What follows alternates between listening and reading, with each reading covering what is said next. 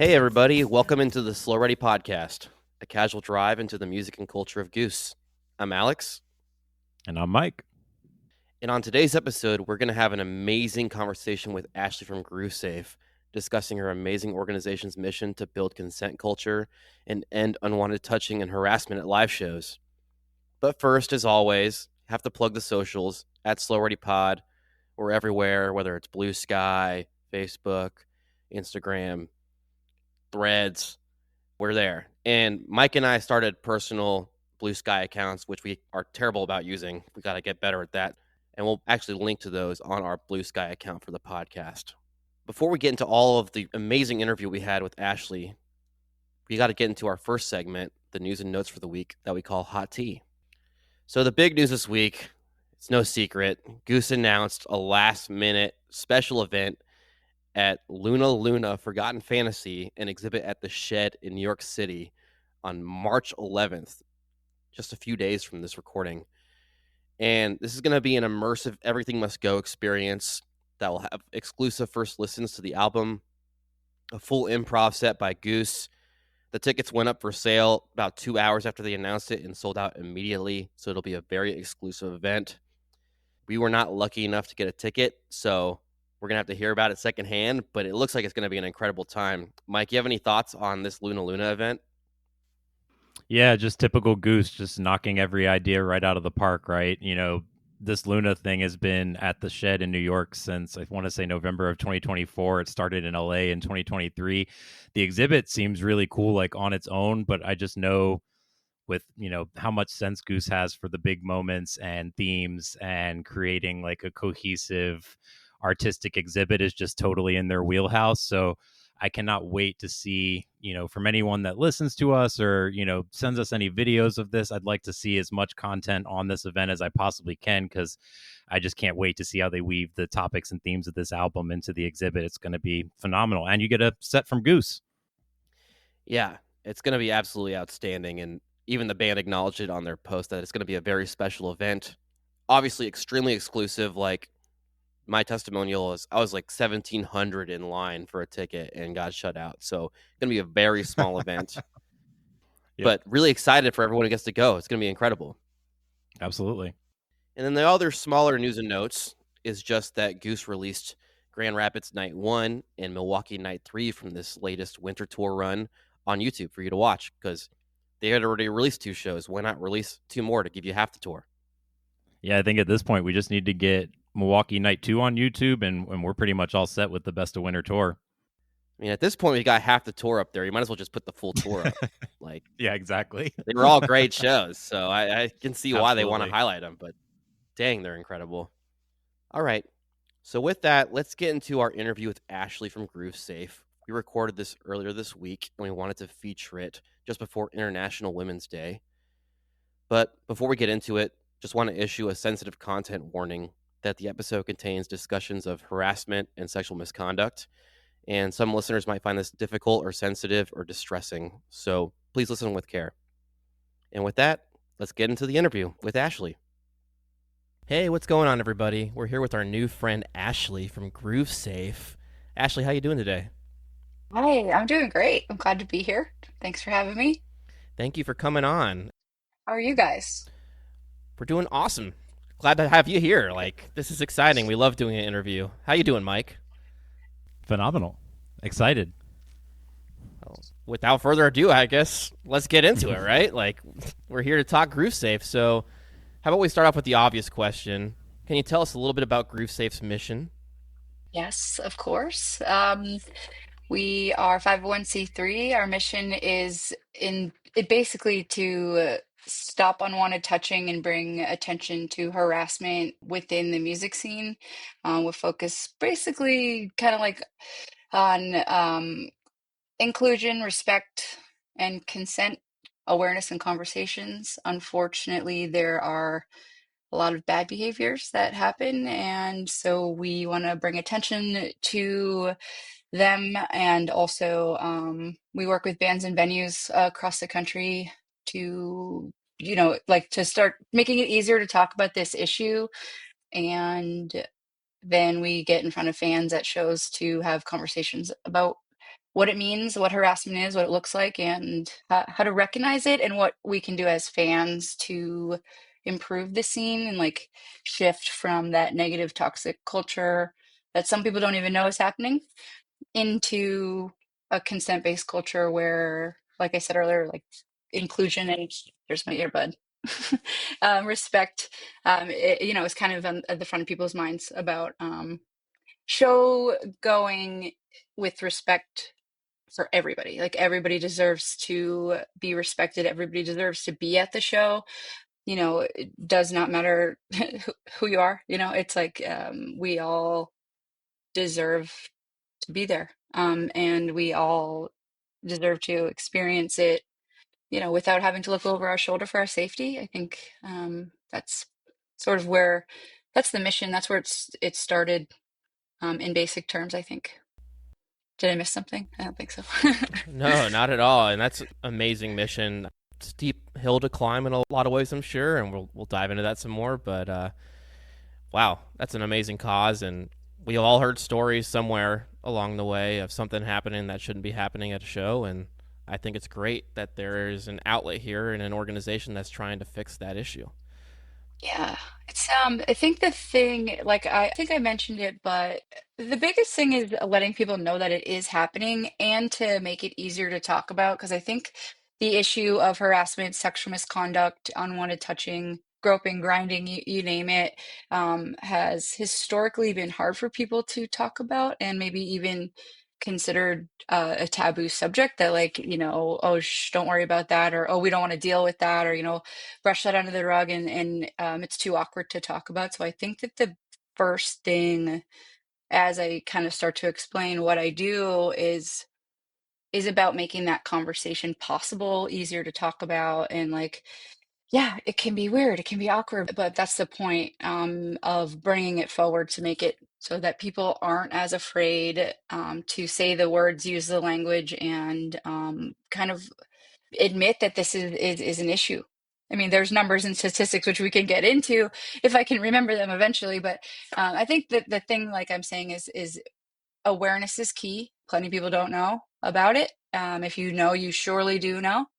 But a lot of it is it's not my problem sort of attitude for a while. And I think that we're changing that perspective where it is everybody's problem. Because without fans, without people filling the rooms and buying the tickets, the band's not going to play, the venue's not going to hold the event, and that piece is the reality. I know it sounds dramatic, but I mean, we need everybody to be there and wanting to have a good time. So I think that's bigger picture, but the point was that we need to be able to talk about real stuff. It's not all about like getting wasted and going to the concert. Like there's a lot of other things that are happening.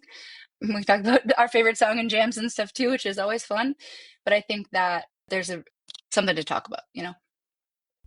Oh yeah, for sure. Like you said, it's an uncomfortable conversation for a lot of folks to have, but the behavior and the results of that for the victims of these Yeah. behaviors is Yeah. way more uncomfortable than just the conversation, I have to imagine. And of course, hard to talk about if you are a victim as well, but it's important to keep that conversation going. Yeah, that's why I think that biggest part of our work is definitely the outreach when it comes to education. And I pretty much tell everybody I talk to that the biggest thing we get is, does this really happen? Because your average showgoer, most people are understand that there are bad people out there and that things can happen, but they do happen at your show, at your band, at your people, like around your people. And so that's the icebreaker conversation a lot, is like, yeah, unfortunately this is happening and this is what it looks like. And even though you, Mr. or Mrs. Showgoer, might not see it, that's why we're here to show you and tell you why, and maybe not why, but that it is happening and what to look out for, and that you're part of the solution. The person that doesn't know what's happening is actually the biggest ally, if you think about it, because then as soon as you know something, now you know it, and it's up to you to take a look around you and kind of like check on your neighbors or your peers. And so once once we get past them believing me, because some people are like, nah, no way, and then yeah, I can't get very far with people like that. But once someone has the willingness to like listen, we have a lot to say about the reality of the darker side of the scene. Most definitely. So you talked a little bit about the mission and GrooveSafe, but I'm curious about how it got started, like what inspired the creation. Obviously, it's a very worthy cause, but like what sparked the. Yeah, so that is basically comes down to me seeing lots and lots and lots of music and feeling like I didn't want to go anymore because of the behaviors I was noticing and experiencing. You know, seeing music was my favorite thing to do. And all of a sudden, I didn't want to go anymore. And it was a direct result of being touched and groped and spoken to, like verbal harassment as well. And it felt like it was taken from me.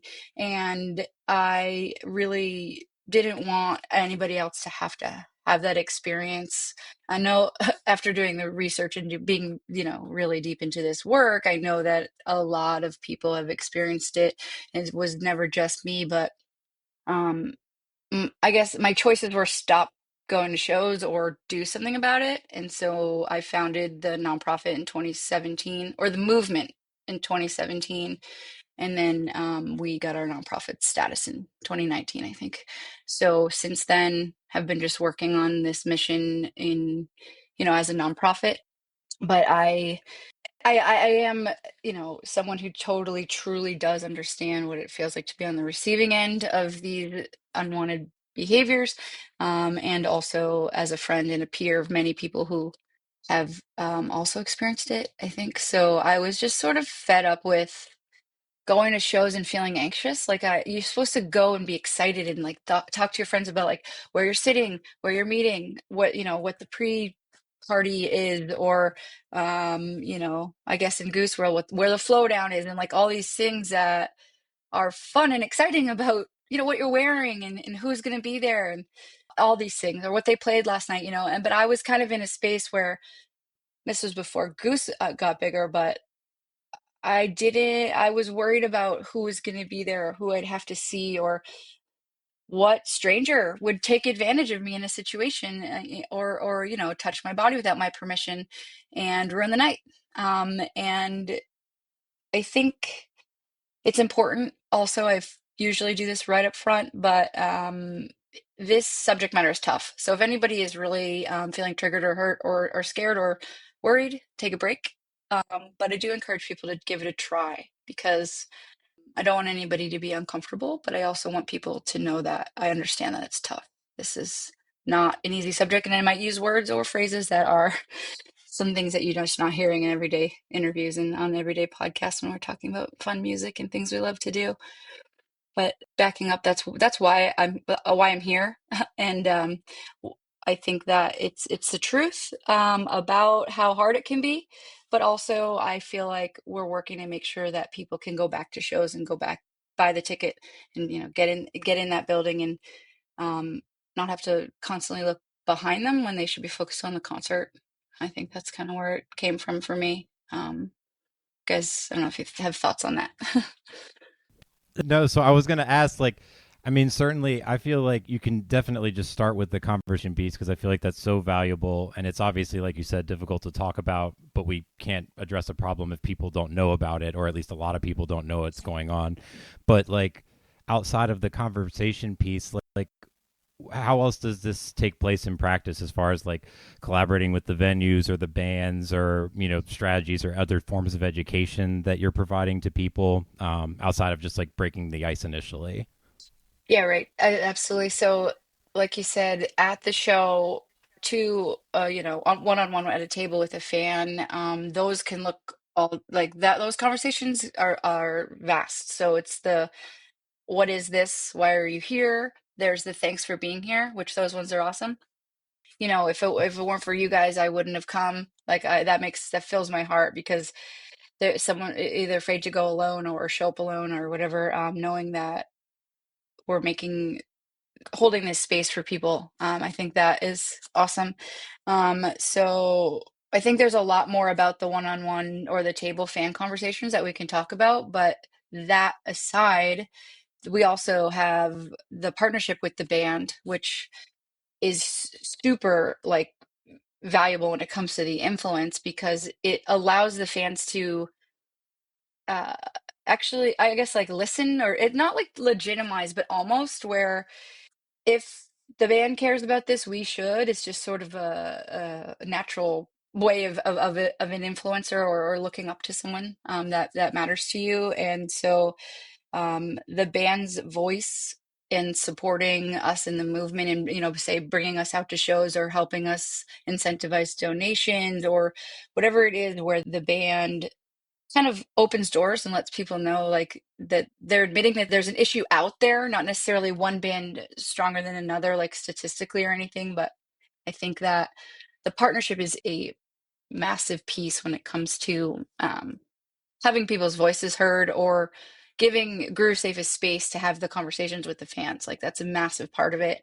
And then also the venue partnerships and the venue perspective, like the venue holds this space, and so they have a responsibility of making sure that people are safe. But most venues don't have a specific, say, like sexual assault protocol. They'll have a violence protocol, or a this guy's too drunk protocol, or but the crisis response when it comes to someone who was victimized, I think that it might be lacking in general. And there's like I have a lot of theories and ideas on why things are missing, but it's important for the venue to understand the responsibility they have in holding a space, not just over serving people, like about how their staff responds to someone in need. And it doesn't even have to be completed sexual assault. It can be any sort of harassment, or I'm uncomfortable, or I need a seat, or my friend needs some water, whatever they have in place to make sure that the humans at their show are okay and having the best possible time, with some limitations obviously. But I think that our partnerships with venues are important because we do talk to them about crisis response and what it looks like, and what things you should and shouldn't say to someone that's has the guts to actually report something at all. If they're going to talk to a staff member, we want to make sure that that staff member either knows what to do, or who to talk to, who knows what to do. And I think that in our GrooveSafe's growth, as we develop more partnerships with venues, we will have, which I already have written, but like we want to get it everywhere, where that they have a plan, because victim blaming is a real thing for across the board, but especially in kind of that old school like bouncer mentality, where it's kick out the bad guy, everybody out, and then all of a sudden now you could be on the street with your abuser and probably not sober. So like there's just ways that there has to be understanding that it's not as simple as just get them out of the building. And the support centered approach, which is like, what do you need? How can I help you? Here are some choices.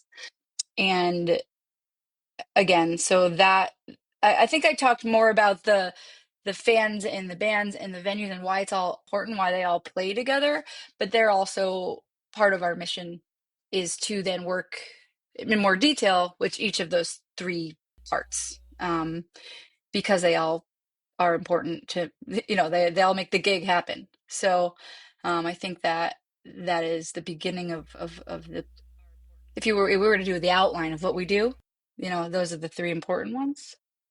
Yeah, and I mean, other things that we do, also, we spoke at we did a panel, a workshop, and a training, bystander intervention training at the fish studies workshop in the spring. So we did like speaking engagements and trainings there. And then we also did, it was in Oregon. It was great. Beautiful. We also we did a survey. So we have a research study that was completed. We are waiting for the professor to finish the abstract so we can start to publish some of our findings, but we'll be able to relate, like reference a GrooveSafe study. So according to a 2024 study by GrooveSafe, 8 out of 10 women who go to concerts or have been to a concert has experienced harassment. So something like that, where we have some real numbers behind this problem, and I think that is going to help people realize what we're really dealing with. It's just not just me screaming in a corner being like, oh, someone talked to me bad one time. It's a lot more than that. And I think Yep, of that course. anybody that's not ready to understand the emotions behind it, they'll see the numbers. You know what I'm saying? So I think that having the data set's important. So that's something else that we were working on. Yeah, there's obviously lots of arms to, work like this. We're still a really small team too, so that is another piece where I wish I could do it all in one day, but it's gonna keep growing, keep going. But being in front of the fans is the number one consistent thing because that way those fans who learn from us can go and teach their friends and kind of apply it in the pit or in the line or up in the seats because that is really where it grows. That's where the culture changes, I think. I was gonna say, for a small team, it sounds like you're covering a ton of ground. It's Like hard. Exactly. tons of education, tons of outreach. People are like, Stash, you're everywhere. How are you're everywhere? I'm like, well, yeah, that's how you do it. That's how we got to be. You know, I've been home for 2 weeks and I don't know what to do with myself because I not used to just being home, but that's when I have to do the desk work, you know, but Yeah, of course. That's the not fun part behind the scenes mhm. that people don't always see. But Yeah. you're crushing our outline here too, because you've answered like 8 of our questions here, and in that response, which is I love that. incredible. It flows, Yeah, yeah, yeah. And you were talking a little bit about the education of staff members at venues and things like that. I was curious, and maybe you already answered this maybe a little bit, if you have any examples of like a positive change in how a venue operates or a specific artist maybe addressing the culture a little bit or anything like that. Or if Well, the answer is no, I I mean, think, that's the work needs to be done. yeah, I think being I don't know, brave or progressive or whatever enough to partner with us and bring us on the road and put us in front of the fans. There's a statement there, I think I've worked with over over my time like 80 bands or something like that. Wow. But the big ones are the ones that people are going to pay attention to. So, Fish was our kind of notable accomplishment was that in 2021 we went on the road with not with Fish in the buses, don't get me wrong, but where we walked in with Water Wheel and set up with the fellowship as a nonprofit partner and got to talk to the fans. And so I think that to answer the question directly is when the bands bring us out and bring us on as a partner, however they announce it, whatever way they do their branding, I mean, Ben and Peter used to talk about GrooveSafe on the microphone during the live show, like that's influential. Um, Fish did a dinner and a movie beneficiary and during COVID in 2021 in June, like they did you know, stream, and GrooveSafe was a beneficiary, so there was a chance to have them put some language about our work, um, and raise money for us in that sense. And then like King Gizzard's a new partner. They're so fun, so awesome, and their tour yeah, Amazing. yeah, their tour treats us so incredibly well. What do you need? Constant communication and sort of small things like that go a really long way when we're doing work like this. You know, one day someone brought me leftover from catering. Like that is so cool. It's I am grinding out here. People think it's all, well, not everybody. There are humans who think that I'm just on tour, just, doing whatever, but that's not true at all. This work is hard. Having these conversations is very, very heavy. And so when someone treats you well on a tour, it's really notable. And so I think that indirectly, those kindness moments are actually helping the mission because I'm wanting to continue where I can have an outlet in some sense, but then, I'm ready to show up strong and on point the next day to have another tough day at the office type of thing. And yeah, of course I'm at the concert, but I'm hardly ever in it, you know. I'm in the concourse. And if they play a favorite song, I'll go run in because why not? But I'm never, I'm never I don't just show up and go to the show. Like this is hard work and I've sacrificed the way I do concerts, and I hardly ever go for fun anymore. I want to be helping and do the work um, for the rest of the community. I'm in the umming phase right now because it makes me uh I get emotional because it's like it's important. It's really important, and I just think of all the times that I've wiped people's tears away from having these moments that are really, they stick with them. Having these bad experiences doing what they love is like a really tough thing. But trying to think of back to the question, which was, I think more about like what do those partners do to really help? And I think that's some of it. Some venues that we have worked with are already doing some pretty cool things. There's the angel shot is something that venues do, which I think is getting a little outdated personally, but it's where you can order an angel shot at the bar, and the bartender immediately knows that like there's no angel shot. Doesn't exist in the drink. It just means, hey, I'm in trouble, but you don't say it because you can't be necessarily as vocal if you're afraid. So if you order an angel shot, it means that if the bartender is trained, that they can activate help in whatever way is necessary, whether it's, just getting you an Uber, pulling you to the side. Hey, can you help me here with this, with something for a second? And then there's another venue in St. Louis, the Factory. They're one of our partners, and they do a really cool thing that they were already doing before we worked with them. And that's in the bathrooms, it says it's only in the women's bathroom. So I think that this sort of, it's very gendered that only women need help, and that's not true. But I think that it's more likely. But it says, if you're in trouble, ask any staff member if Valerie is working tonight. And that is like so smart to me because there's no Valerie on staff. I mean, and if they hire one, they have to change the name, I think, of the who's in trouble type of thing. But basically, if you're asking, you know, for a staff member that doesn't work, it activates the staff like, hey, this person needs more than they can say. So anything like that is always awesome, and it's getting people into the right mindset that like we need ways to get people out of trouble. It means that they understand that some people might be in a crisis and not know how to get out of it, or that people freeze. I know I'm rambling, but there's so many things I want to tell you guys. It's like there's so much information. I always just want to get it out there.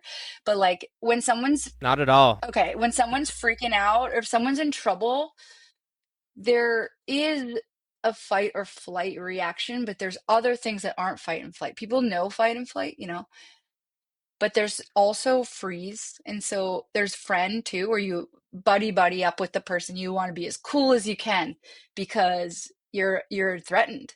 And so a lot of times it's misread where people are like, oh, you guys seem cool. Like, well, I was scared for my life, so I had to pretend I was the coolest thing in town, like, and or whatever, or even pretty or anything, or like or sometimes you even go past you're like gonna flirt back because that's the only thing that you can do in that moment. Your brain chooses for you is to be like, I better act right so that I don't, that I don't get in trouble. And that's why I was mentioning the freeze thing, is because sometimes you can't do anything. People a lot of times will ask me, well, why don't you just scream or kick or fight? And sometimes you just really can't. You are so your instinct takes over, and your everything drains, and every skill you've ever known goes out of your mind. And I think that's why I think the bystander skills are so important.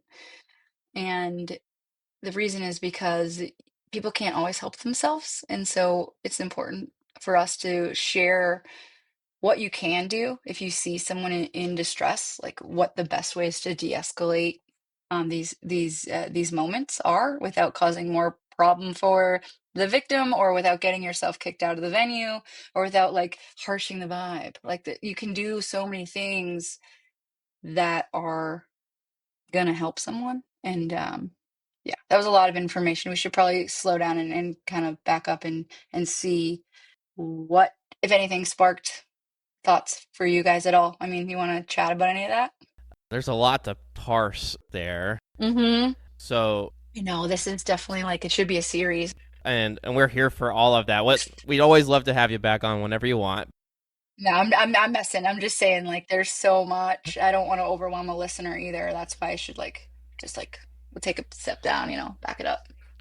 Sure. So you mentioned the factory having a cool policy like that in the bathroom where it asks for Valerie. That's also a venue Goose will be at this summer, which ties in nice to this Yeah. podcast. But learning about that from a venue you've partnered with, what are some other policies or venue structural changes maybe you'd like to see that are in line with something like that, or something else that could be more helpful to a victim? Yeah, I think probably having the venue staff really truly aware of what someone in a crisis could look like, because it presents differently for everybody, and not everybody's gonna report when they have a problem. So I think a more general understanding of what anybody could be going through if something bad happens to them. So, sometimes you get your story out of order. Sometimes you don't know your name. Like, you have to sort of assess where they are. And just because they're drunk or something doesn't mean that they don't need just as much help or more, maybe. um, a lot of times the victim blaming is an issue because people get dismissed or judged based on what they're seeing instead of what's really happening. So I think protocols from our perspective would be to A, know what a crisis looks like, and B, also how to ground someone. And if not everybody in grounding, meaning like get them back into like a reality state and not in a crisis or shock kind of moment. I think that maybe not if every single staff member was skilled in that at least someone on duty on the clock has that. So that an usher, say we're talking MSG. I mean, I know we're like the factory is awesome and it's small, and I've been there. Like we worked there in June when Goose was there, I think, last year.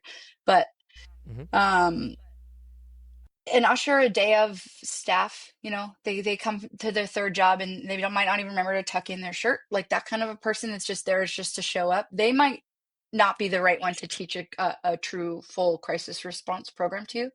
But if they know that yes, this happens, and hey, maybe ask them, are you okay? Do you want me to take you to someone who can help you? And then that person they take them to does know. They can walk you through all the grounding skills. They can get you safer and calmer. Maybe it's us. I don't know. Maybe we're at a venue. Maybe they bring them to us because we know how to ground people. We are not medical professionals. We're not, psychiatrists, but we could. GrooveSafe does know how to delegate if someone needs medical or emergency services, or if we know how to ask them, what do you need? Here are your choices. Not saying we can be everywhere always, but that's why the venue piece is super important, because if they can be advocates, if there can be like you know, if they're a GrooveSafe venue, then we could teach them those ways that are going to help somebody and not cause them more trauma long term. So maybe that is a good thing to say or start with, is making sure someone on that staff knows kind of a little bit deeper on why the psychology matters.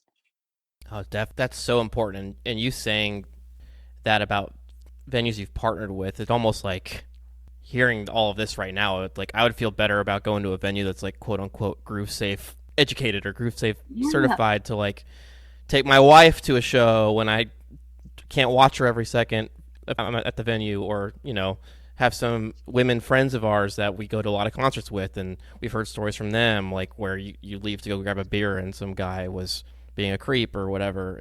yeah, I would feel so much better knowing that there was an educated staff or someone that we could take them to who's not just a random security guard who's like, sorry, I didn't see anything, so I can't do anything about it. exactly. Which we see all the Yeah, and time. a lot of times it's hard to get to security. A lot of times you don't want to lose your spot. A lot of times you just want to be heard too. We have people that come up to me being like, this guy, da da da, or this girl, da da, da. And I'll be like, I know that's really, do you want to hang out for a minute? And they're like, yeah, but that's my favorite song. I just wanted to tell someone I'm gonna go back. Sometimes it's not this huge moment. It just someone just needs to be validated. And so I think that there's a lot of challenges and I mean misconceptions too. You mentioned like going to get a drink and leaving someone alone, but every human should be able to be alone and not feel like they're in trouble. So like that's what our goal is, because misconception is oh, I'm with my boyfriend, or my husband's here, or I'm with a group of friends, or I dance so crazy that no one would ever bother me. But it can happen to anybody, anywhere, at any time. It's not just in a tight pit in a GA. Like it can happen in the bathroom line. Like unfortunately, I have also been felt up in the women's room by female presenting people. And I mean, that really stinks, so it's not just men harassing women. This is like super gender neutral. Unfortunately, all bodies can be victims and offenders. And I've known that from personal experience and from hearing stories from people. So I guess the idea is that we're trying to get the message out there that like it's never okay to touch someone without their permission. And there's lots of ways to have that conversation too. Definitely. Mike, what you got, buddy? I know you want to say something. Yeah, so I just wanted to ask, like, when you first said it, was kind of like mind blowing, but a lot of these venues obviously don't have any protocols in place, and that's kind of scary and crazy to think about when these people are running like multi-billion-dollar arenas. Like it seems like they should have some kind of policy in place, like they owe us at least that much responsibility. How do we get more venues and more bands to buy into supporting this cause and having things in place so that someone isn't just crying to an usher that doesn't know how to respond? I mean, I don't know if I have the answer. I think that how do we get them? How do we get more? I think it's doing things like you guys are doing right now, like promoting the work and having the conversations and having the fans. Like somebody knows somebody, we all know somebody. And so I think it's being brave enough to having the conversation, and being brave enough to open the doors and know that you it can be awkward, it can be weird, and I think it starts at the really low level, or that high level. The thing that is the basics is have conversations with your friends, hold your friends accountable. If we're talking about controlling your buzz, like let's call him Jimmy. Sorry, Jimmy is out there, but Jimmy is a good guy, but Jimmy pre-games too hard. And at the show, Jimmy gets handsy. So it's up to us during the pregame to be like, yo, Jimmy, you're kind of weird last night. Why not, well, I'll have one shot with you now and I'll buy you a beer in the venue. Instead of Jimmy doing 12 shots before he goes, it's up to us to be like, hey, bro, let's like slow this down a little bit, because then you can have that influence on someone. And once in a while, someone might be like, go screw, but it's worth being brave, I think. And that's what a lot of the bystander intervention concept is, where if nobody does anything, then nobody does anything, and then nothing gets done. So if we start to have conversations that are sort of awkward or sort of hard, and like not calling people out, you don't have to be a jerk, but bring up GrooveSafe to your friends. I mean, hey, that I saw a table last night at the show. I think that like they're not quite the fellowship, but I heard they do this. And then your friend might want nothing to do with the conversation, but you've said it now out loud, and it might turn a wheel somewhere.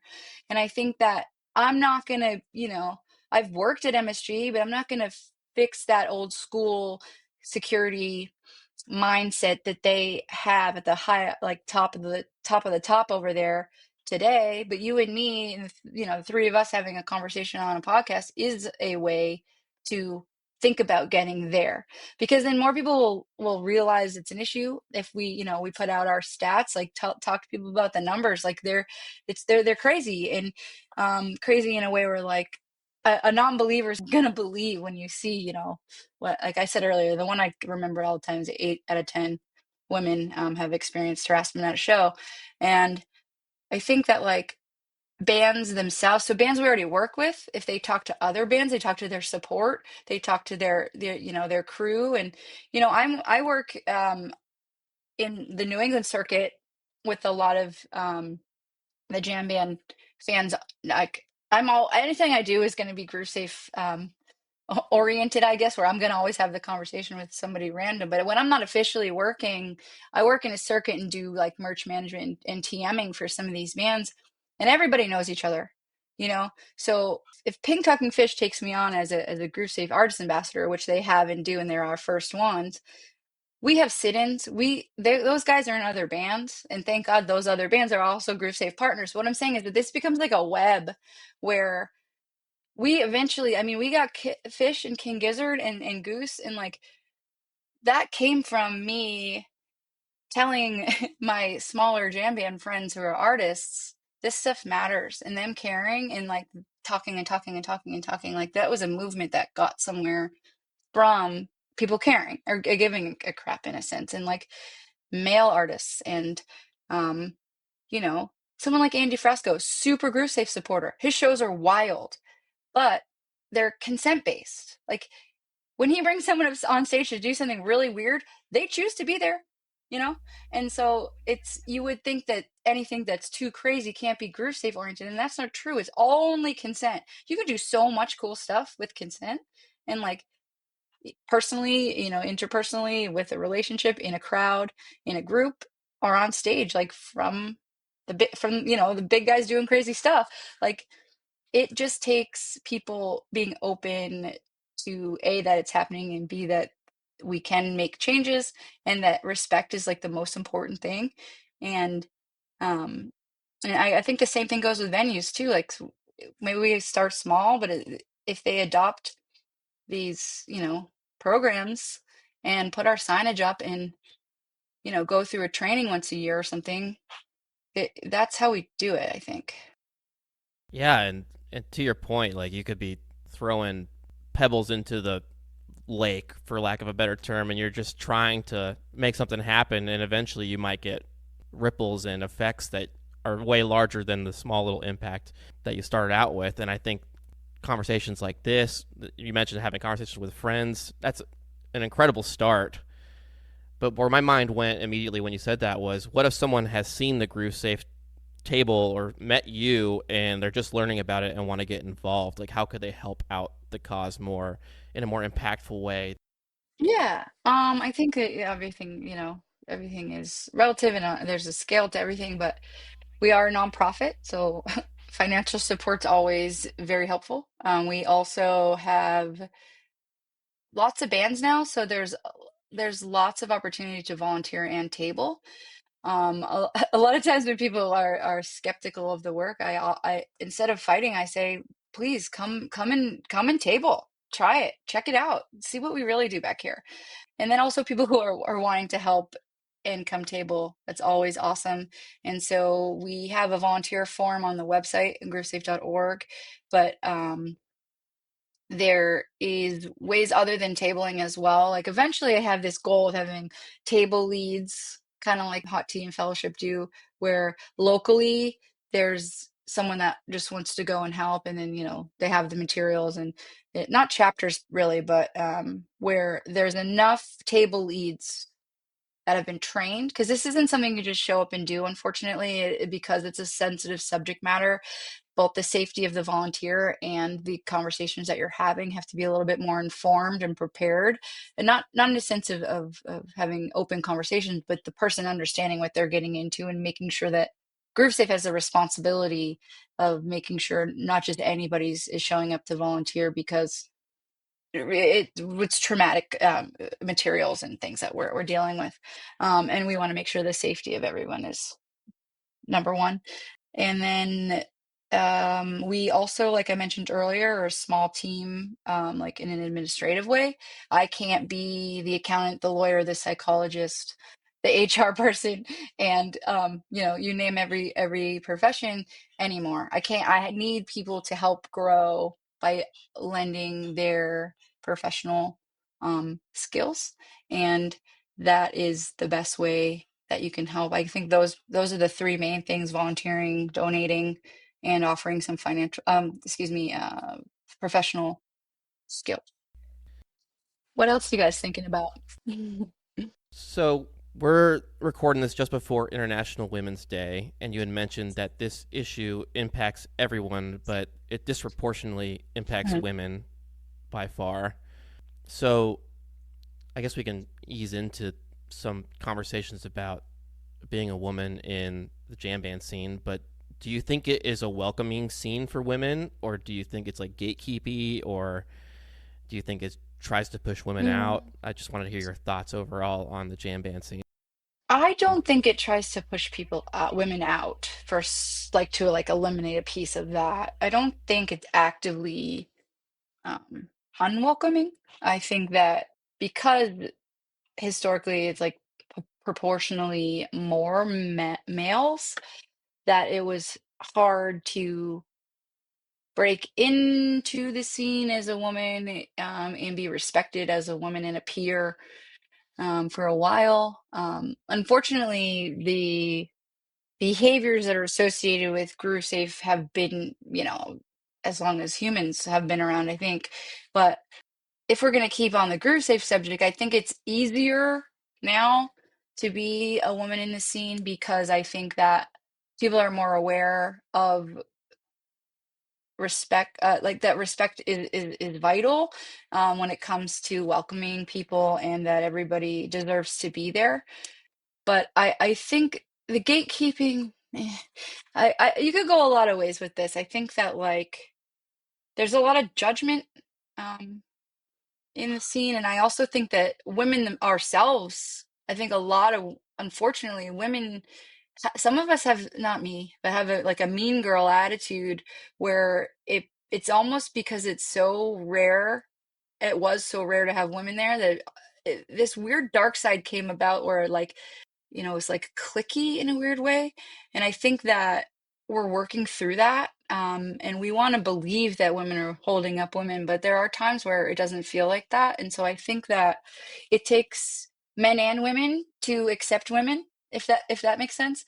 And I mean, obviously, non-binary folks too. It's any marginalized people are going to feel really sort of outed and othered at times in the jam band world. But I think that I'm all for inclusion. So I think that my feeling is being sexualized or a part of something where I didn't feel like I belonged, it did happen for a while. And I think that we are in a place now where people are trying and they know the right thing to do is to include people. But I think that depending on like your background and how you go about your show, that it wasn't always on the front of your mind, but I think that now it kind of has to be, and they just got to take care and respect your neighbors, um, that are, and be be the love and light and welcoming environment that everyone is claiming to be. And until everybody can be there, we aren't there. So I think that people can like preach love and light all day, but until I feel safe at shows again, I don't think it's love and light. I think we need to like all like scoop each other up and get there instead of just being like, "What's your problem?"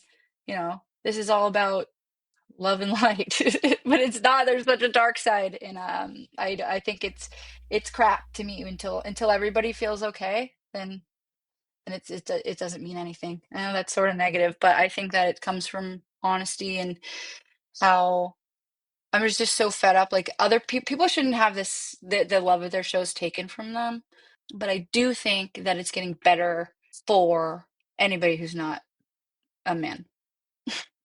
And yeah, that's where I'm at. That's where I'm at. I think that people are looking out for each other a lot more.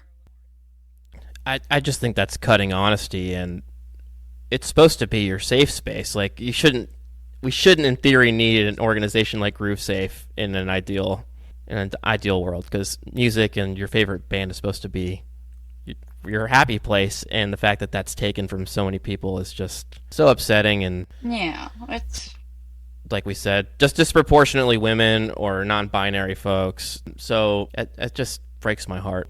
people should be able to go and wear what they want and be who they want as long as they're being nice and kind and like, you know, I think that it can be a bummer, but I think the overall is good. Like same thing we say with GrooveSafe is not everything is unsafe and bad.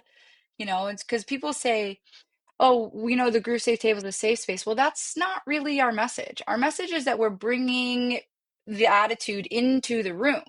People shouldn't have to escape to be safe. I don't want to be a safe space. I want to bring the education and the idea into the room where, I guess my point is not everything is unsafe at all times. So when it is, it's scary. But this isn't this like catastrophizing, thing where every single show there's all these really bad things happening. I think most of it is okay, but the bad is really bad, and the likelihood or the constant reporting to me of things that are consistently happening is what scares me, because you don't see it all the time, and you don't doesn't happen to me at every single show, but it's happening enough where we need to talk about it. And when it comes to women, like, it's kind of like I started dressing differently behind the merch table, behind the GrooveSafe table, and when I went to concerts without when I wasn't working, because I still feel like it's always so hard to say this, but like looking too approachable in a negative way is going to bring attention I don't want. And so I've changed my outlook. I've changed my perspective, you know? And this is a hard thing to talk about too, but like I've told this in my story before, so I'm not afraid to say it. But one of my worst experiences, trigger warning, is somebody tried to put their hand up my skirt. And from that day forward, I wear biker shorts under skirts or no skirts at all, because I feel like that's my band-aid. And so the truth of this is, and the hard stuff is that me especially as a woman, have to think about things that people don't think about. You guys, I'm assuming, and only here in this moment with you, is that you probably aren't wondering, how to protect your private parts at concerts. You're probably being like, can I wear the Goose shirt that I bought yesterday because it says Goose and I'm going to Goose? And not to minimize anyone's experience, but that's a personal story, right? That I do think about that stuff. And there are plenty of men who have had really bad experiences. But like I said, I want to make sure people are hearing that this is what I'm saying from my perspective and my story. But there's people that don't think twice about what they're wearing because they haven't been victimized. And that's great. But I think I'm getting uncomfortable. But I think you kind of, my point was made. I think we can safely say that for the vast majority of men, that's not something we ever have to think about at a show. And conversations like this are how we kind of learn about things like this even happening, or people having to worry about, being touched at a show. I mean, that's a horrifying story. I can't believe that anyone would feel entitled to touch someone like that, let alone think that that was remotely appropriate to do to a stranger. Yeah. It just blows my mind. But the conversations are how, someone might be hearing this and never have heard a story at a concert of something like this happening. So Right. It's important to like educate in this way, as hard as the conversations are. And I'm so glad that you feel empowered enough to tell your story. Yeah. And I think I've seen lots of music, right? Probably over 1,000 shows generally, of all kinds of music. And I think that Goose is in an interesting space where I think the majority of, let's not talk about crossover fans. Let's not talk about fans from different fan groups that are now seeing Goose because it's what's the cool thing to do. But like true Goose fans, I think, have a really good awareness, and I think that they are in the right space and time and history with this conversation, because I think generally Goose fans are really respectful, and I think that the band promotes respect. I think that it's a jam band show, it's a dark scene, there's drugs and alcohol, but I think generally people are open to either naturally okay and nice people, and but I think that the age group of the natural Goose fans have consent on their mind and they were brought up with it, and or they got into the scene as GrooveSafe conversations were already started. So I think that we're lucky in the Goose community, where of course statistically anywhere where large crowds gather, you're going to have, mathematically there's going to be somebody somewhere that does something. But I think that we're in a good spot when it comes to Goose fans in general. It's my opinion and my observation. Yeah, I think I can agree with that as well. And there's more women at Goose shows than I've seen. Yeah, definitely. Yeah, I would 1,000% agree with that, especially over the last 2 years. It's just the crowd has just gradually been getting younger and more diverse. But like overall, what would you say, like, as far as you kind of just alluded to it a little bit? Jam band scene obviously is known for maybe a little bit overboard with drugs and alcohol at times, depending on the band and the show. And that obviously can lead to some dark and troubling behavior from certain individuals. But how would you say like this problem manifests itself like compared to other scenes? Like, is the jam band scene community like a lot worse than other music scenes in your experience or your viewpoint? Yeah, I think for me, I don't have tons of data or even personal experiences outside of jam bands. Obviously, I do know some some things, but I think there's a couple of things. Like I said earlier, with the whole idea of love and light, people assume that like jam band shows are safer and better because of that, like, you know, hippie sort of mentality. But I think it's not really that at all. I think that free love and stuff that started back then was kind of misogynistic anyways. And I don't think we need to go too far into that, but I think that free love was a great idea, but then it didn't really work out in benefiting people with when we're talking about consent. And love and light, it seems like a great idea, and we do have it in our hearts, I think, most of the time.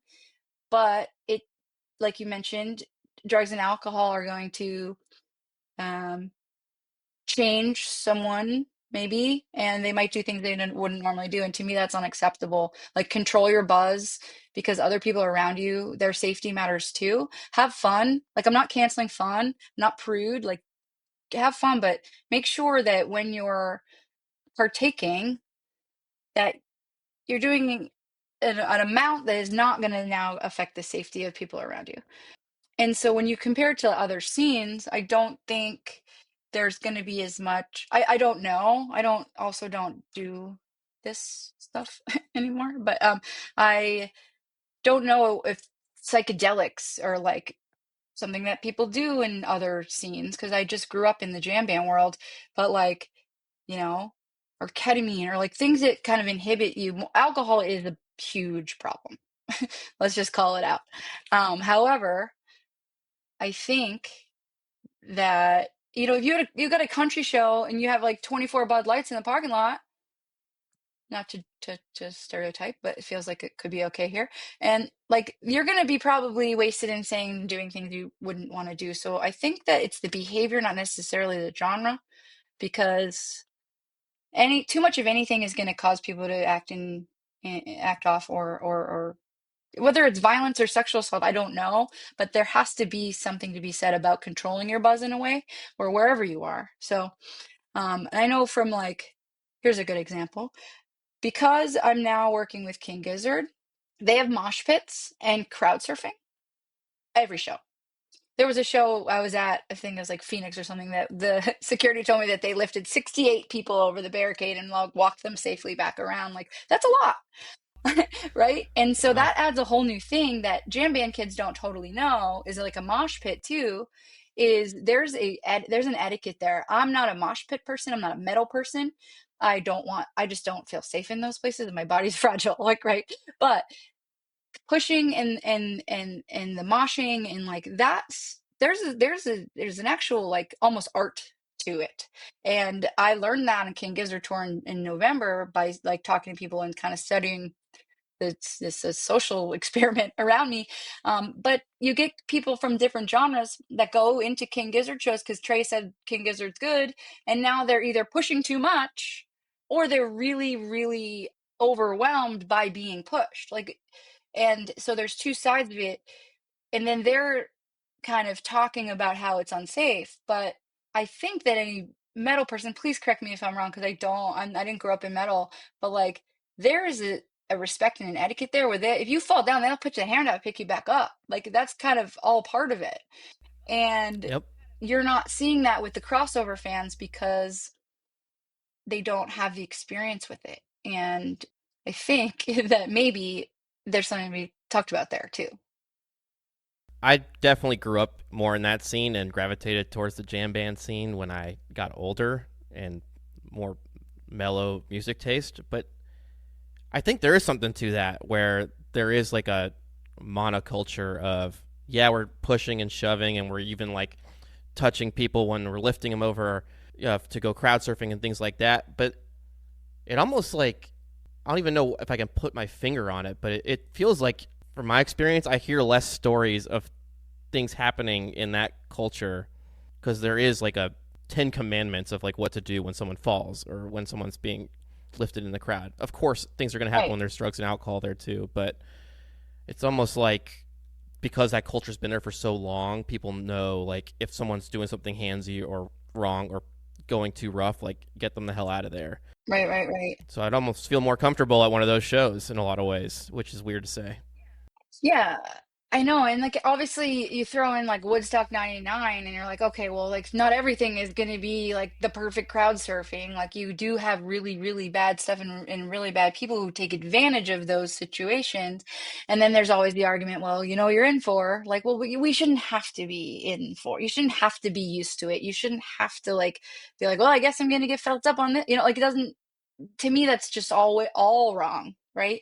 And like just we need to change the behaviors and make sure people aren't taking advantage of situations and it's not a joke, like whatever.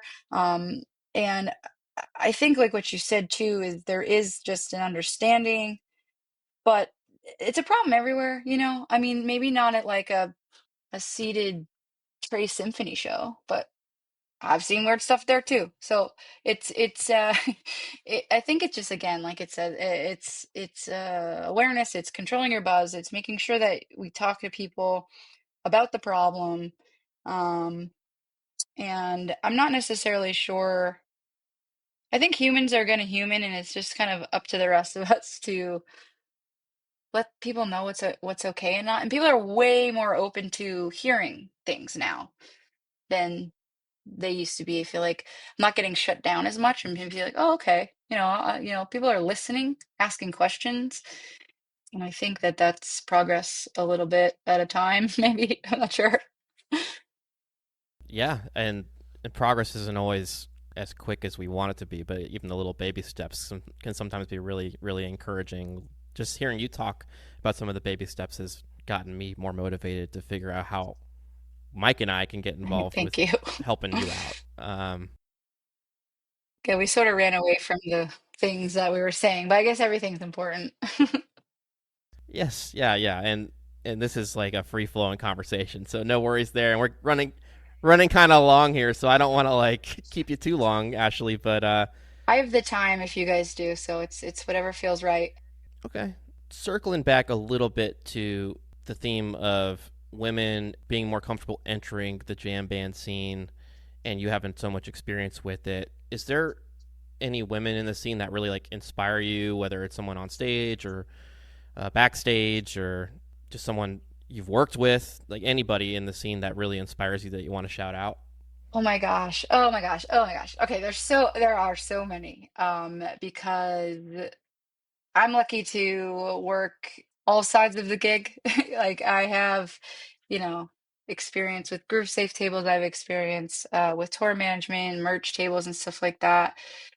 But my sister, Sammy Garrett, of Cool Cool Cool currently, she and I talk about this a lot. And we talk about how it's up to us to like empower women in the scene and how unfortunately artists and any woman in the industry have a disadvantage a lot because we're just kind of outnumbered sometimes.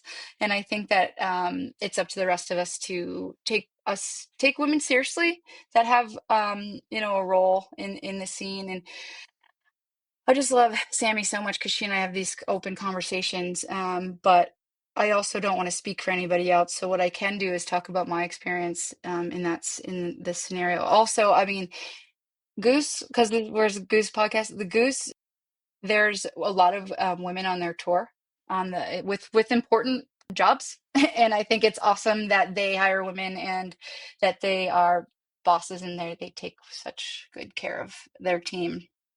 They crush it. But like, Yeah. yeah, I mean, like Jill and Sam, and like, I can name them all, but I don't want to really out people too much. But also King Gizzard, to our contact Maddie, she went above and beyond for me.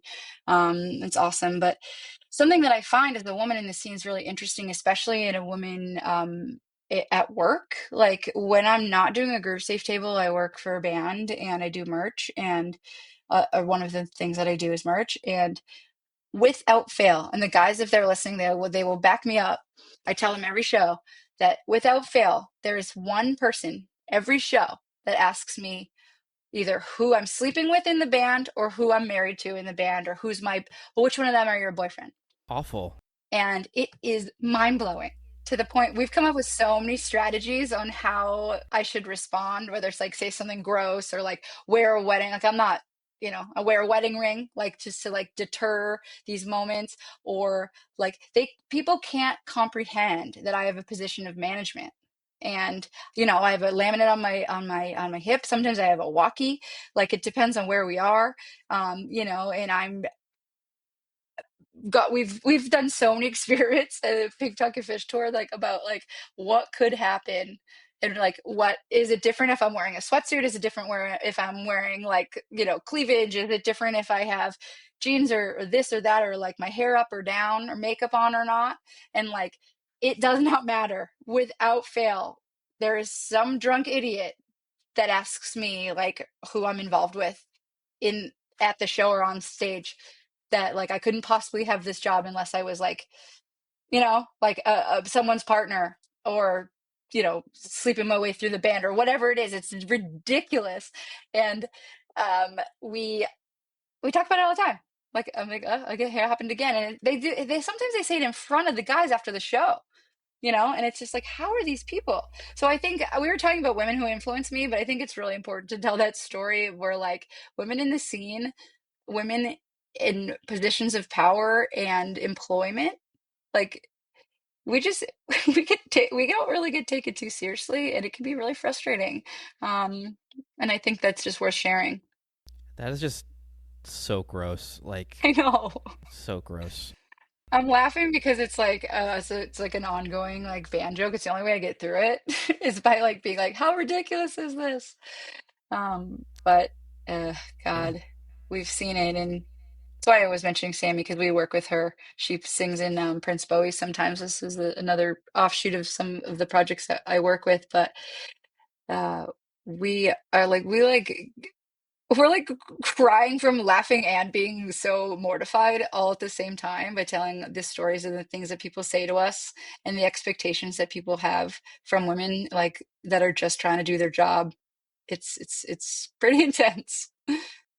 Oh, yeah. That Let's be better people. Like I'm like at a loss for words with I this know. with that It's okay. story. It's okay. I Oh think my it's important to gosh. say, and I don't mind saying it. And like that's why like these conversations get awkward. It's like, oh, well, that's kind of. But it's important for us, you guys especially, to hold the space so that I can tell some of this stuff to people that don't like. It's mind blowing. Um, and I guess I am in a position where I'm fine, but someone who isn't fine is going to find themselves in a moment where they're pretty hurt, and they're pretty, I mean, I used to be, um, but I think it's very disadvantaged for women in certain roles, in certain things, couldn't possibly get that gig because you're good at singing. You couldn't possibly get that gig because you play bass, you know, it's because you know somebody. And then the rumors start about like who did you have to, what did you have to, what workaround did you have to do to get hired by this band? And it's like, no, no, no, I'm just good at this. And I think that that's something that people should be thinking and possibly talking more about. And I'm always willing to talk to my artist friends about these conversations too, because you gotta have it. You gotta talk about it. Yeah. Very, very important to keep talking about it. Make sure that we're encouraging, whether it's musicians or fans or staff or anybody, to be better allies to women in the scene. I think it's just such a discouraging conversation sometimes when you hear stories like you just told, where it's like, really, I know. you clearly are staff. Like, why are you asking such a ridiculous question? I mean, I went a whole run in a t-shirt and jeans with my hair in a ponytail and no makeup to see if it made a difference. And it did a little because I wasn't like over, made up or like uh, the attention changed a little bit, but it still happens. And it's just like, what's wrong with people? And so that just like it it kind of goes to what I was saying before. It is unfortunate, but like I'm sorry if you guys are feeling funny, but like it's true. I mean, it's it's a bummer. And I just want people to just do like maybe just do a little bit better and maybe ask somebody a question that isn't who do you know and how did you get here? Like maybe I'm really good at organizing. Like I'm annoyingly good at organizing and like, making sure everybody's on stage on time. Like it's my favorite thing to do. And no need to apologize at all. Yeah, I These are the conversations that need to happen for sure. And I just feel sad that that happens to you so much. Like I want to try to. The it's okay. instinct is like try to help. I Like know. you know. Well, it is by talking about it. So we're doing it, because I think that like I'm good and we just gotta keep going. Like, Keep chugging along. It like Mhm. we need to do with this episode. Speaking of, I know. Mike, you got any other questions, buddy? I'll just echo what he said, though. It's obviously dismaying to hear stuff like this, but unfortunately, I see some of these attitudes towards women in power just at my job, like on a day-to-day basis, and it's depressing there too. So it's depressing everywhere. But I guess just one last question with that in mind, like because of knowing like some of these problems are obviously out there. I'm glad we're having this conversation, but like, what advice would you give to any woman that's entering into the jam band scene, like based around all of this stuff and these problematic attitudes and issues? Um, Boy, I think it reminds me of what I tell parents, like girl dads and moms will say like, I want to bring my kids. What do I tell them? Like, how do I tell them? And I think the number one thing is don't freak people out. Like, it's not all that bad, but the truth is important. So I think, like, don't go in with fear. Go, like, give them some tools. Like, it's really fun, but if you see this, do this, Or like, I think that it's not the fear factor or like that kind of like shock value isn't really helpful in when you're giving advice. So I think it's more like letting them know that some people aren't good and that maybe like have your awareness of your surroundings, I think, at all times at first when you're if you're going to start going to shows, and maybe like they have a buddy system of some kind. Like people, the fact that we can't just show up by ourselves is so sad. But maybe until we get there, like I said before, until everyone can experience love and light, maybe there's a little bit of some tools that we can use. Learn the bystander skills for sure. Know how to. I think if you know how to step in and help a peer, and you're willing to do that, you learn those skills. Whether it's like asking the person in distress, like I was gonna say, what time is it? That doesn't make sense. Like, what's the name of a song is like, oh, it could be, it could be, like I say, it could be bouncing. Say it's fish, like it could be bouncing around the room. If you're at a fish show and you're a fish fan, you know what bouncing around the room is. But you say anything to distract them, and if they need you, they'll engage with you. If they don't, they'll be like, oh, never seen this band before, man. Or like, I don't know, it's just another bouncing, or something like that. But I think my answer to your question was definitely if you learn the bystander skills and you know how to help someone, you're more likely to be aware of what you can do for yourself. And so being aware that bad things do happen and this is how you can help someone get out of them, that's a way to have the conversation without having it in like a shock way where you have to be like super freaked out that everybody's bad. Like it's not like that. But I think having skills ready is important. If I maybe I got there. Did that make any sense? No, it made a lot of sense. Yeah, thank you so much. Yeah, sure.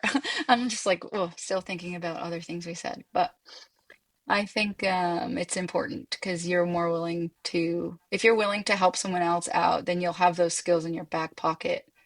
Um, and it's not about you being, advice about going is like bad things happen, but guess what? This is how you can help people. I think that's a good thing. Those are on our website, by the way. You can tell anybody anytime too. Excellent. And speaking of the website, be sure to go to the website. We're going to link that on our show notes here, and we'll also have a few posts during the week that this releases, shouting out GrooveSafe, and be sure to tag them and all of that. So be sure to check out everything and anything GrooveSafe.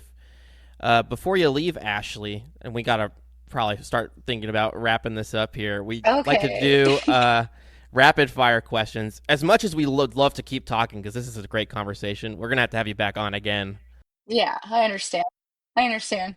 Only it's also one of those things that's so intense that it's like it's good to take a break from it. So we can do it a little by little. I think it's not going to be solved today. So I understand that, and I am very aware that it's gonna be a lot. Yeah, yeah, and we definitely want to have you back on. This was an amazing conversation. This hour just kind of flew by. Oh my gosh, Yeah, even more than an hour.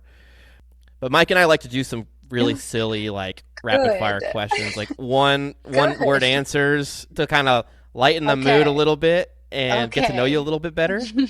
So we'll go back and forth, just kind of like hammering you with these really normal sounding questions and then some strange ones later. But first one would just be what's your favorite Goose song?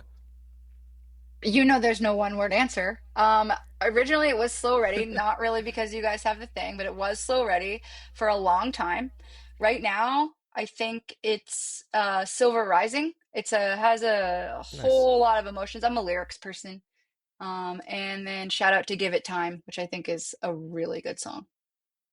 That's where I'm at. That's the kind of vibe I'm at. That's where I am right now. It's like emotional goose. I'm into that. Like that's my wife's list of songs, so you'd be best friends with her. Yeah. Um, but shout out to you loving Slow Ready. You're welcome here anytime. You can just be the third Yeah. member of the podcast. Team Slow.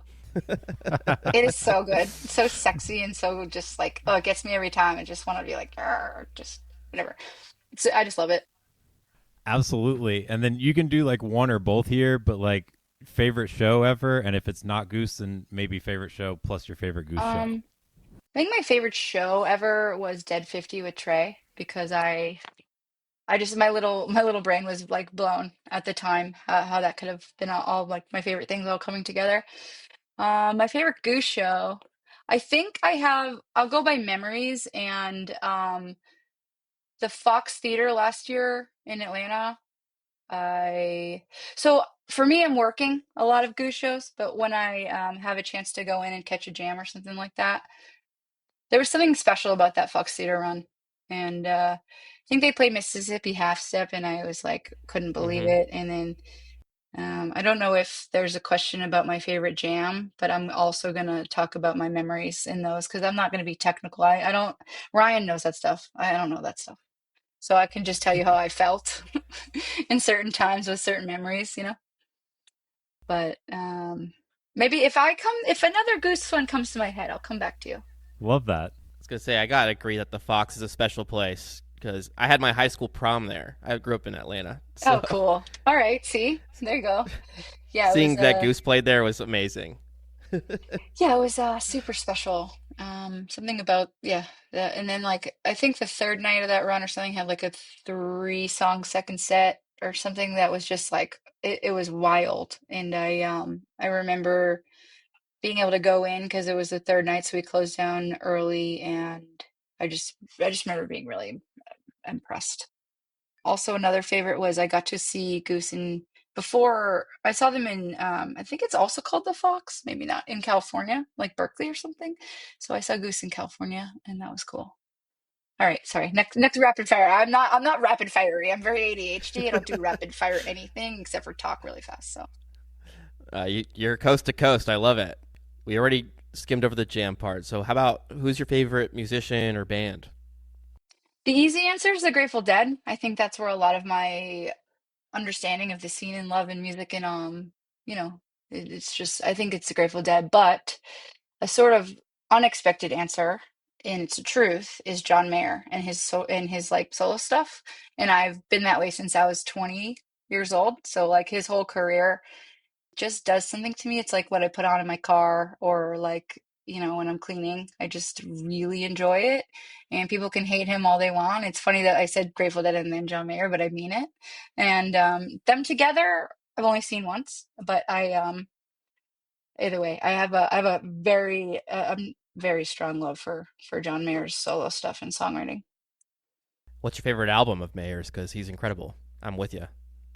You like him? Okay. Yeah, Well, I think that I do too. can I say I don't have a favorite? Is that okay? totally okay. I love the early stuff, and yeah, I don't think I have a favorite. I don't think I can do that to him. I don't think I can do that to him. I like the like the ones people don't know a lot. I like the big ones the most, but I think the ones that people don't listen to as much, like Battle Studies or like Born and Raised or something, like those ones people don't really know about.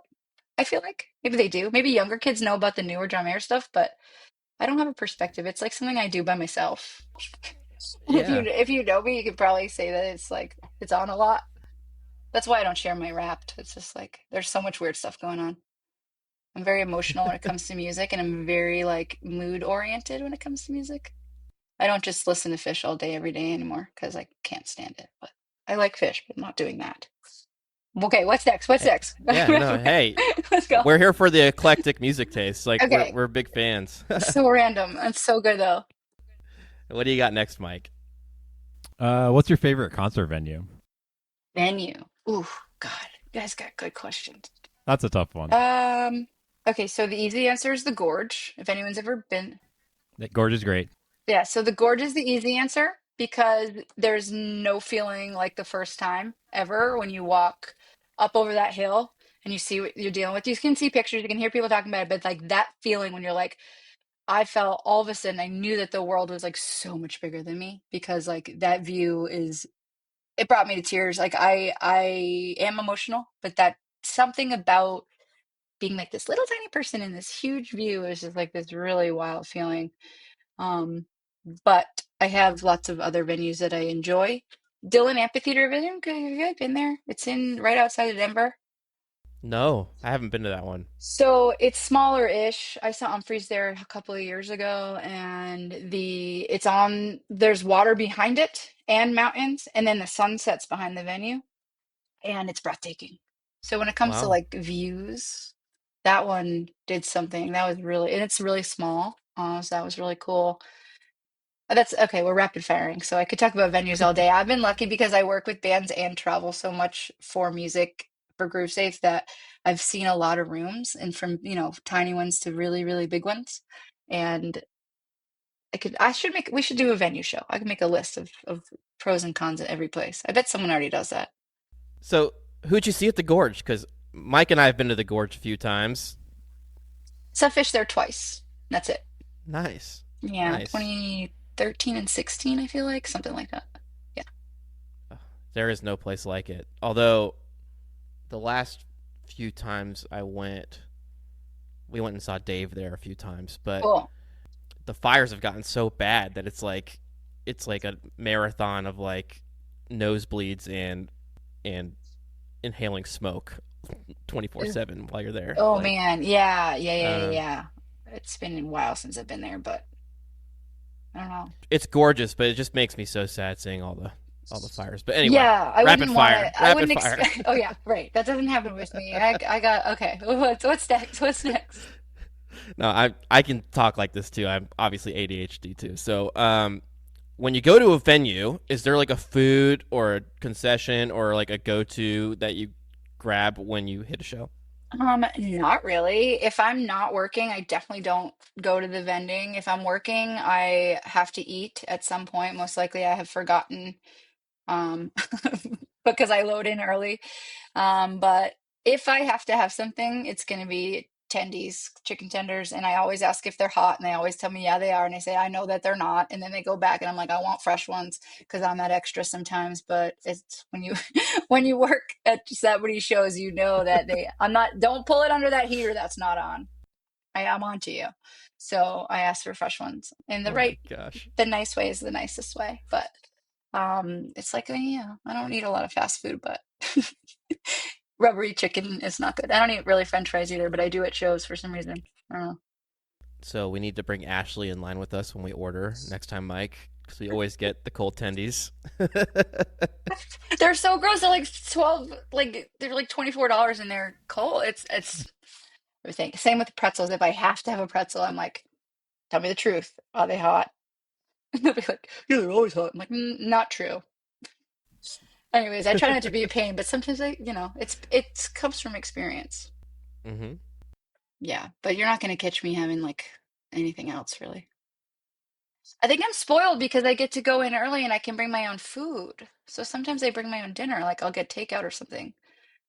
I guess we're talking about when I go to a concert like a normal person. Yeah, I don't buy food unless I'm working usually. Yeah. Yeah. Understood. Yeah, and a lot of candy.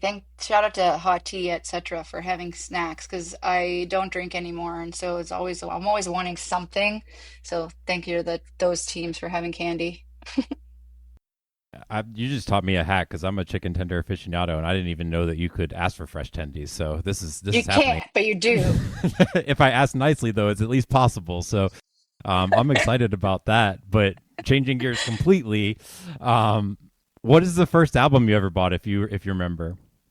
Okay, I do because of the chaos that was around it. Because everything has a story with me. But in fifth grade, um, I got to go to Strawberries, which is the place's music store in Massachusetts, and I got The Offspring Smash on cassette. Let's go.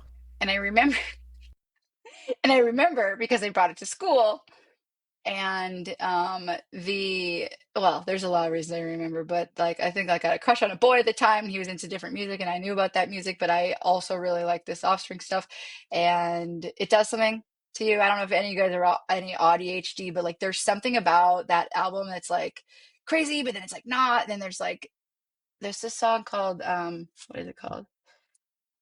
It's in my tongue. What in the world would happen to you? And it's like, what in the world happened to you? Blah, Oh blah, blah. And yeah. like it goes crazy, but then there's like lyrics again. Anyways, I remember that being like so awesome, and you could take out the lyrics in the cassette. Anyways, that's the first album that I remember buying like with my own money at a store. That's a Amazing. great And answer. do you know what year it was by chance? Yes, I was in fifth grade in like whenever, maybe 97, 96. Hold on. How old are you in fifth grade? Like 10? 10. 93? 94? 94. Wow. Maybe Hey. 1994? Yeah, that timing lines up because the CDs started really taking over like 95, 96, I want to say. Yeah, because people in this conversation were talking about the CDs that they had, and I was like, well, I just got this. Because my older sister, gave me all her CDs. There's a band called Sugar. I don't know if anyone has ever heard of them, but that was my first CD that my sister gave me. And then I bought the Offspring cassette. Amazing. That was not the answer I was expecting Yeah, at all. So I'm here for I know. it.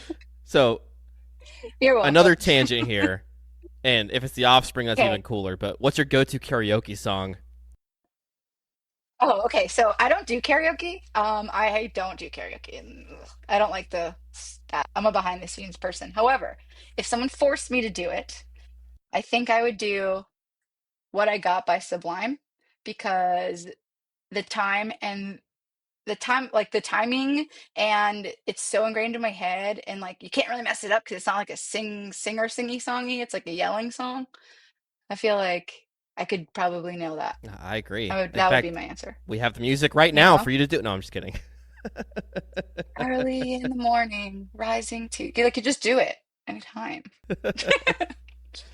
You guys are learning about Stash. Hello, hi, here I am. Okay, what else you got? Yeah, so like given like all the time you've spent in and around the industry, I'll kind of honestly be surprised if you even have any, but do you have a band or artist that's still on your bucket list somehow at this point? Yeah, I'd like to see Dolly Parton. Okay. Amazing. Yeah, or you know what? I'd like to see Billie Eilish too. But the problem with Billie Eilish is that like just like Taylor Swift fans, like they scream every lyric, and like the fans. And so like I feel like would want a private Billie Eilish concert. But that's like would that could never happen. Or like maybe have like the silent DJ where like I could just hear her audio because I'm really spoiled. My audio engineer, Davis Thurston, he gives me the soundboards at Pink Talking Fish shows, and I like have it live in my ears while I'm at the merch table. That's another hack. That's a hack. If you can get the sound engineer to give you a line in, do it. That's amazing. But yeah, so that's my thing is like I just have such a sense. Coolest thing I've ever heard. It is awesome. It's awesome. And I'll tell you all about it if you ever want to talk about that.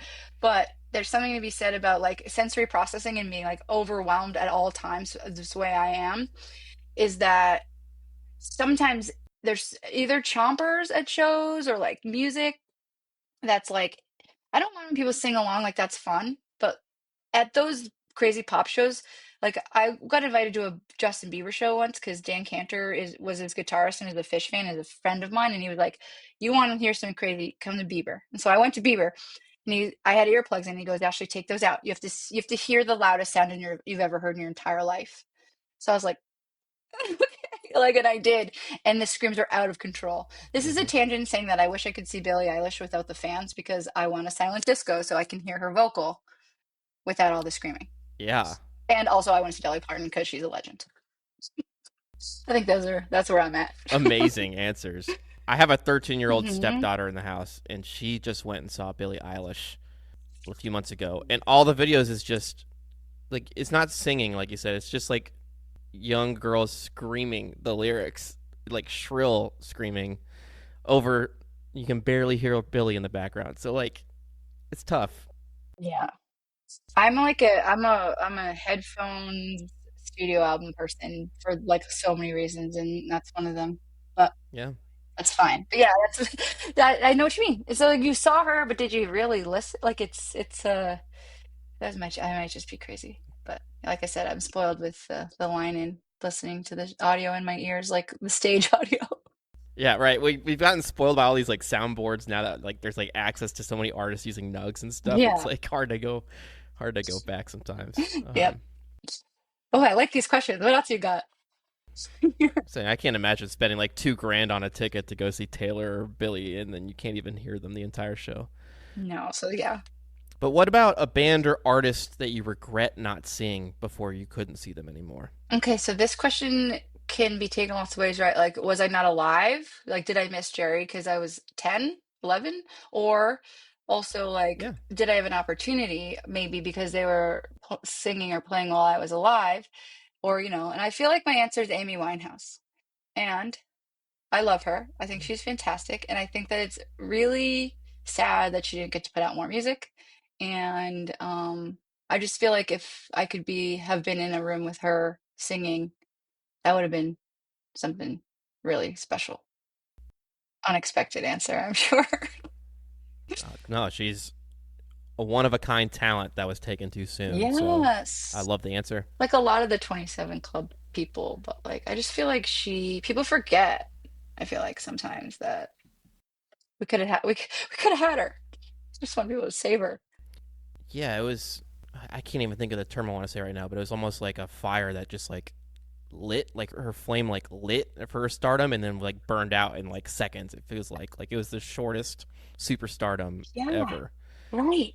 Yeah. So I feel like I would have loved to have heard her. I love this game. What else you got? Yeah, so this you may have already said this earlier. It may be John Mayer, but is what is your guilty pleasure artist if it's not John Mayer? Oh no, I don't think him is guilty. Also, okay, let's talk about the term Okay, guilty okay. pleasure. I feel like you should like what you like, right? People should like what they like, and it's cool to like things that people don't like. And it's also okay to open your minds and not just listen to the same old thing. So my answer, I feel like here is going to be any movie score by John Williams because I take extreme pleasure in loving that composer, I guess you can call him. But like I will listen to Jurassic Park, the like soundtrack, the theme song, like I love that. It's very stimulating for me and it's very special. And I think also like Star Wars and there's a million, but John Williams, final answer. I listen to his scores like a lot, and it's very unexpected. It's very calming for me. I think that it sets my mood right. And second is Frank Sinatra for the same reason. It's unexpected. It's very calming. And earlier, when I like said my favorite, like it's the Dead and John Mayer and Frank Sinatra, and Frank sort of fits into this one too because it's really unexpected. But those are the two. Maybe it's my Italian heritage or he's just awesome. But I think that there's something special there when it comes to just like calming down. Like after a show, I'm not putting the show back on. Even if there's a special heady jam or whatever, I'm gonna listen to something way more calm. And then I'll jump into like, the reviews and the podcasts and the show reviews with friends later or whatever. We did that in, where was it, Milwaukee? We had a house with some of the guys that they're vendors and they're doing designs for Goose now, Logan and Levi, and their friends were there, and we did like, I calmed down way down after the shows, but then the next day, like we made breakfast and we put on the like some show reviews and we listened to Goose again. Like I'm down to re-listen, but I need that kind of calm down landing pad after shows and kind of every second of my life. All right, this is gonna be the last rapid fire question, Okay. and Mike got to ask this one last time, and I'm the one who came up with it, so I feel like I got to ask it this time. And it I'm is: nervous. would you rather fight one elephant-sized goose or 10 goose-sized elephants? It's so funny. Wait, elephant-sized goose or 10 Just 10. goose-sized elephant? Do I have to hurt them? I mean, they're coming after you. Okay. I think the 10 goose-sized elephants is my answer. However, I love elephants so much, it's really hard for me because don't want to hurt an elephant. But I also would hate a elephant-sized goose, but I don't think I could take it on. I don't think I would win. So it's the best. We got to make this That's it. question harder, I think, because thinking about it, 10 goose-sized elephants seems so much less intimidating than one elephant-sized goose. Yeah, but it's really funny because I hate it and I can't answer it because I don't want to hurt elephants, but I also know that's the easier one if I'm trying to win. But I also wouldn't be able to beat an elephant-sized goose. I'm done. Demise, gone. Oh boy, that's Oh, good. man. That is Okay. We got to come up with a few more silly ones like that, Mike. good. Yes, and don't put them on the list. For sure. So, last bit, we always like to let our guests plug anything you want to plug at the end of the episode, whether it's GrooveSafe stuff, any other causes you want to plug, anything personal you want to plug. Here's your time to just plug anything you want. Okay. I think it's just important to stay on mission. And first, I always want to thank people for giving this topic a little bit of time because it's hard. And if you made it through, I'm proud of you.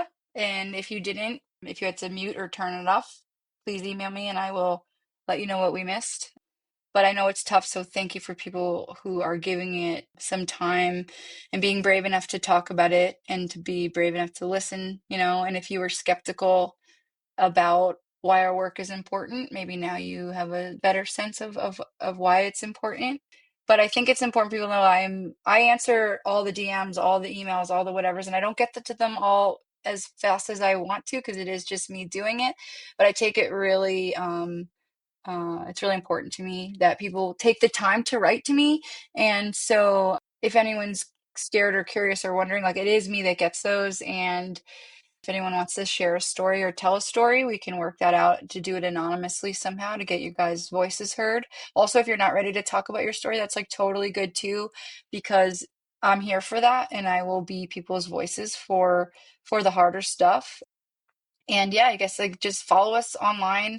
I don't even know what's cool anymore, but we have all the socials. And like I still have a Twitter account, and I don't know, I don't really, I guess, use it as much, but all the things. And following GrooveSafe opens doors for your algorithms and it lets people see our content. So I appreciate the follow. And all that's on our website. GrooveSafe.org is where you can find out everything from volunteer opportunities to the socials to really what we do and why we do it. But yeah, please reach out. And if you've ever tried to talk to me or reach out to me before and I didn't get back to you, or meant to, or was going to, or did already, just please email me again. These guys will tell you, you just got to keep telling me because it's really hard to manage everything, but I can do it. And I want you guys to keep at it and message me anytime and learn as much as you can. You know, it takes more than me to be able to have this conversation. So we're all in this together. Yes, we are. And we want to thank you for all of your time today. Thank you for coming on, Ashley. It's been an Yeah, absolute pleasure. I appreciate you guys. I know it's tough, but it's this is me. This is what I do, and like, you know, I am just as weird as everybody else. So, and I'm proud of it. So, you know, just take it one day at a time, I think. Yeah, and we'll be sure to have you back on sometime whenever you want. So Sure. we'll be in And I touch. can hang and not talk about GrooveSafe too sometimes. Sometimes that's good. I know a lot about the industry in general. Yeah, absolutely. Yeah, I just want to make sure we're plugging GrooveSafe today, but anytime Yeah, you want. plug This has been GrooveSafe. a delight. All Thank you. You guys are awesome. Appreciate you. right, well, thanks again. Thank you so much. Huge thank you again to Ashley from GrooveSafe. That was an awesome time. The time flew by when we were having our chat, and she had so much great information to contribute. Definitely want to be more active in helping out with GrooveSafe if we can. But also want to thank you, the listeners, if you got this far listening. Thank you so much for checking out the Slow Ready podcast. Just another quick plug. Check us out on our socials at Slow Ready Pod. Best way to keep up with us. And thanks again for listening. Thank you all.